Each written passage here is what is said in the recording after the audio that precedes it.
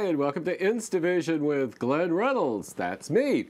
Well, I've just washed my Death Star, and I can't do a thing with it, but I've decided to continue my break from healthcare and politics and stuff like that.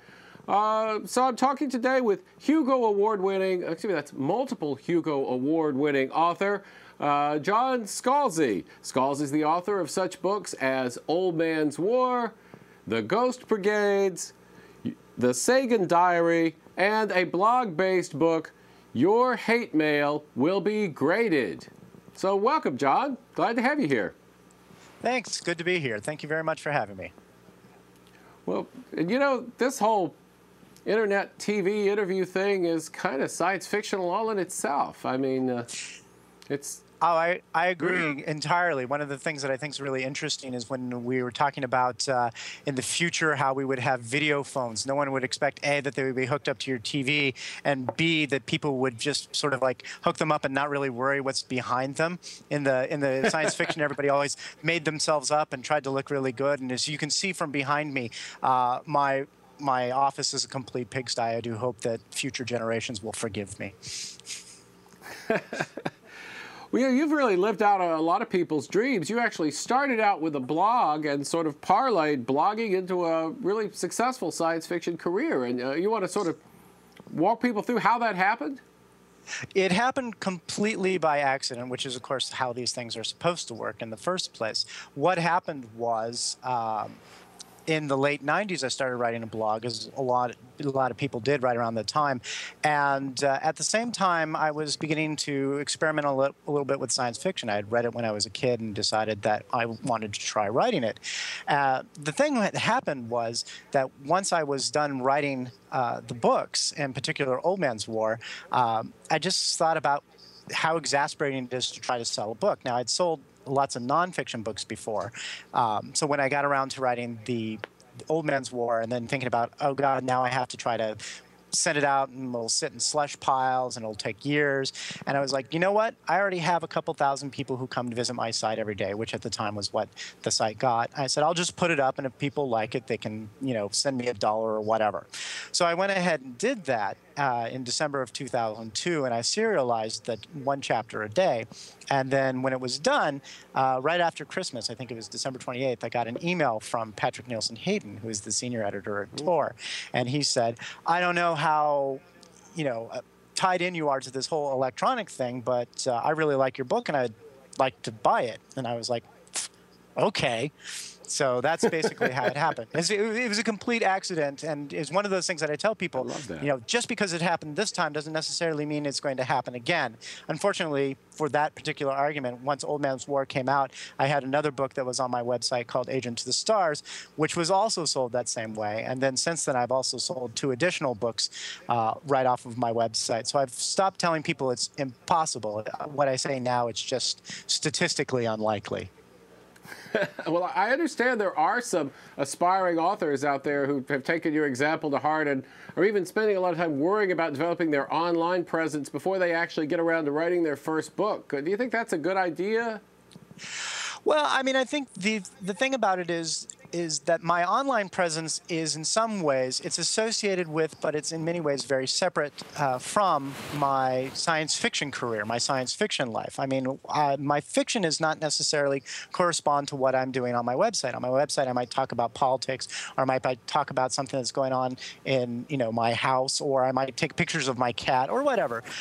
And so I often don't talk about anything relating to science fiction at all. I mean, I think if you go in and you go, well, I'm going to have this 9-step plan for world domination. First, I'll start by writing, you know, a blog, and then I'll write the book, and all. You will find that real life sort of messes with your plan. I think the thing is if you're going to have a blog, you have to commit to the fact that the blog is its own thing, and you really have to have an interesting blog for itself. I mean, people come to my blog because they've read the science fiction, but people have also bought the fiction because they've come from my blog. And a lot of the people who come to my blog to read it aren't science fiction readers. They sort of buy the books because they have faith that the books are going to be interesting. It's 2 separate audiences, and they sort of conjoin in the middle. There's, if you think of them as Venn diagrams, you know, there's a little bit of overlap between the 2 spheres. Yeah, we should have had a graphic ready for that, but I guess people can imagine it. We'll fix it in post. That's right. That's right. Now, I had John Ringo here actually in the studio a couple of weeks ago. He lives just down the road, about an hour away. And people might class both of you as writers of military science fiction. But although, you know, there's some similarities, you both write books that have guys in, you know, Starship Troopers style combat armor, killing aliens. It's really awfully different. And I think that maybe the subgenre idea of military SF is something that doesn't really tell you very much. What do you think about that?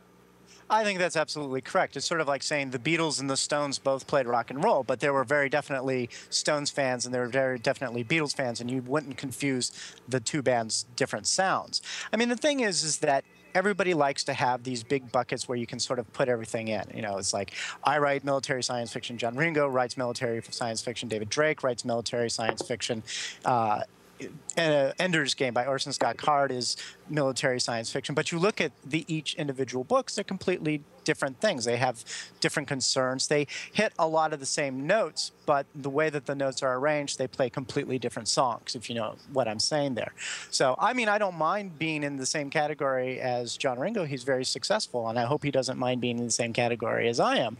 But the fact is that what he does and what I do are, you know, a little bit different, and there's room for both. Yeah, I suspect that there's a couple of overlapping Venn diagrams with the fans for those too, and you know, that's probably significant.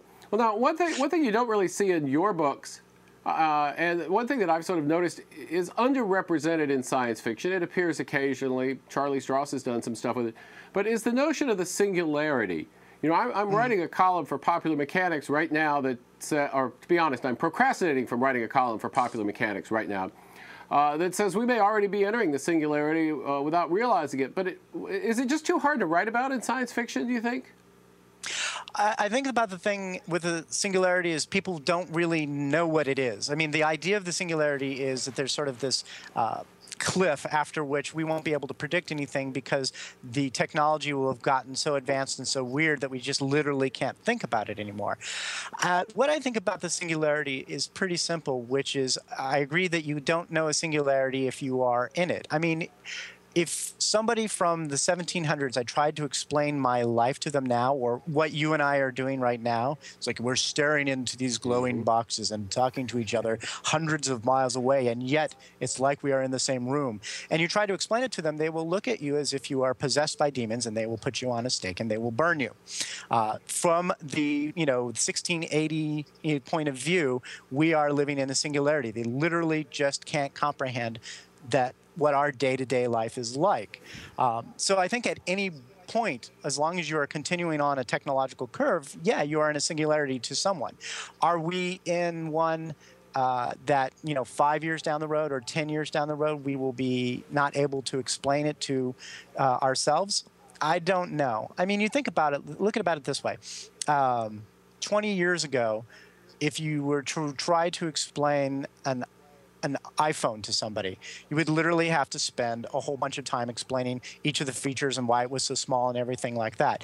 But to the average person, you pick it up and you go, look, it's my iPhone, and people just go, oh, it's an iPhone. We take technology for granted very quickly. We ramp up to the new status quo amazingly quickly. So, the fact is that, yes, you could absolutely be in a singularity and not even realize it until much later. Yeah, it's funny you say that, because a few years ago, I reread Future Shock, which, of course, was this great bestseller in the 70s. And the notion, and lots of specifics in that book by Alvin Toffler were right.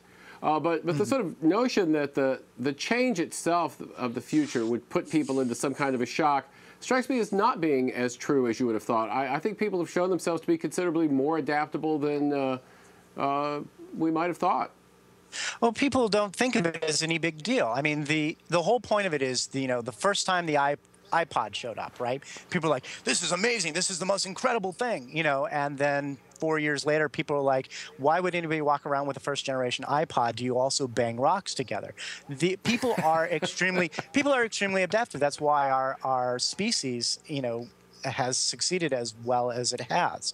So it doesn't know. I think that Toffler was completely wrong. People don't get overwhelmed about it. I mean, I look at it this way.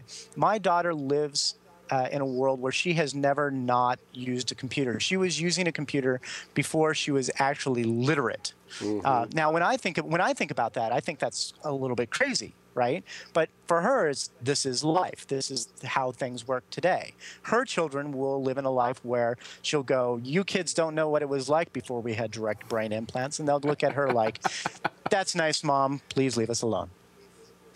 Yeah, you know, and it's funny. I actually see the evolution of the hive mind right now. I mean, I see it somewhat in my own life, of course. You know, I couldn't get my dishwasher to stop beeping, so I put something on my blog, and 50 people told me the secret Bosch key code to make it stop. But my daughter lives that. You know, her and her friends, basically, they're always connected by IM or by texting or by, you know, a whole constellation of technologies. But the upshot is, if they want to know something, it really doesn't occur to them to like go somewhere and look it up. It occurs to them to ask somebody who probably knows or who knows who to ask next. And my daughter, in fact, was saying, why do we really need to learn how to do anything in particular when you can always just go to WikiHow and find out? And I gave her a pretty good fatherly answer, but honestly, it wasn't that great because she had a point. Well, when the apocalypse comes, she will be happy she knows something more than just how to pop something up on an iPhone. But in some sense, it's correct. A lot is distributed now. You can get a lot of distributed information. But the fact of the matter is still somebody somewhere needs to be on top of these things. I mean, I personally find that the world that we live in now is sort of not made for me in the sense that 15 years ago, people would call me up at 2 o'clock in the morning. They'd be drunk and they would be having a bar argument. And they say, "Let's call Scalzi because he'll know." And so I don't get those phone calls anymore because they just go to the iPhone. And so it's kind of a bummer for me. But again, the thing is that to some extent, you don't need to know certain things. Things can be found for you, can be found quickly. But what that means is you're just changing the method of how you locate and store information. A lot of stuff is getting offloaded into our outboard brains, which are our iPhones or our friends. We still need to know the same information, just how we access it and how we store it is completely different. Humans have become part of the cloud, if you want to put it that way. Well, now, one wave in science fiction that you haven't gotten into, as far as I know, is in fact the notion of the apocalypse coming. We've had so much apocalyptic science fiction in the last few years. Steve Stirling's Change novels, John Ringo's The Last Centurion, William Forstchen's 1 Second After, and a whole bunch of others. Are you going to write an apocalyptic science fiction novel too, or are you just going to let that one slide? You know, there's so many other people doing apocalyptic novels, and they sort of get off on them. And I'm not a person who sort of gets off on the everything is going to end sort of thing. We did do, a group of us did an anthology which is called Metatropolis, where we're talking about a world sort of 30 or 40 years down the line where things have begun to break down and there's scarcity. But one of the things that we did in that book was we were showing, again, how people adapt. One of the things about the post-apocalyptic thing is that it does assume that everybody is all of a sudden just freaked out and everything stops working. And even when Rome fell, Rome didn't have a discrete event where everything fell and then everything fell apart. There was the slow glide down and then eventually the slow glide back up in technology. There are very few cataclysmic human social events that change things so radically that people can't deal with it. I mean, that's one of the things why it's so much fun to think about it in fiction, is because it's just a really neat construct and everybody's sort of thrown in the crucible. But personally, I don't think that that's going to happen. I think what will happen is if we do have a decline, which I don't necessarily believe is going to happen, people will adapt and change and adapt and change and adapt and change so that the dynamic range of human experience is vast, but we always sort of tend to stay in a range where everything is livable and day-to-day life you can sort of scrape through. And even when there are the short, sharp shocks, for example, right after World War II, where all of Europe was just this wasteland, basically, because of the ravages of war, very quickly people ramp up and get themselves back to some sort of level of technology. So I guess for me, part of it is unless you have all the nuclear bombs come down, unless you have, this virus that really does wipe out 95% of the human population, people are going to bounce back very quickly. Well, I certainly hope so. I guess actually one of the nice things about apocalyptic fiction is it does remind people that it's useful to have some actual skills in your head and not depend entirely on your iPhone. You know. Well, all right, one of the things. Oh, go ahead. Yep. So go ahead.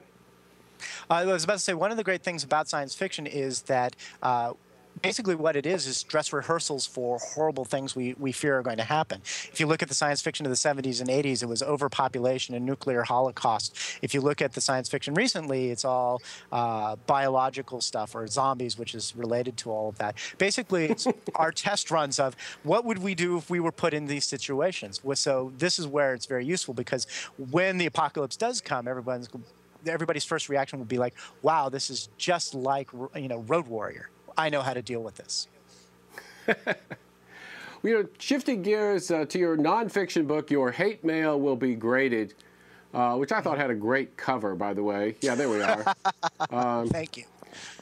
Yeah, I was looking through it, and one of the things I really liked was your reflections on Holden Caulfield's 50th birthday. And of course, now he'd be actually even older. But, I always hated that guy. And that was a book that teachers in high school sort of shoved at me and said, see, we understand how teenagers think. And I didn't think like that guy. And I gather you didn't think that much of him either. No, I always thought he was very passive. I always thought he was kind of a whiner. I mean, I can understand why a lot of teenagers really liked him, because he was articulating something that lots of teenagers feel, which is the adult world is all messed up, something's going wrong, and I'm the only one who sees it like this. And in some sense, that's very attractive.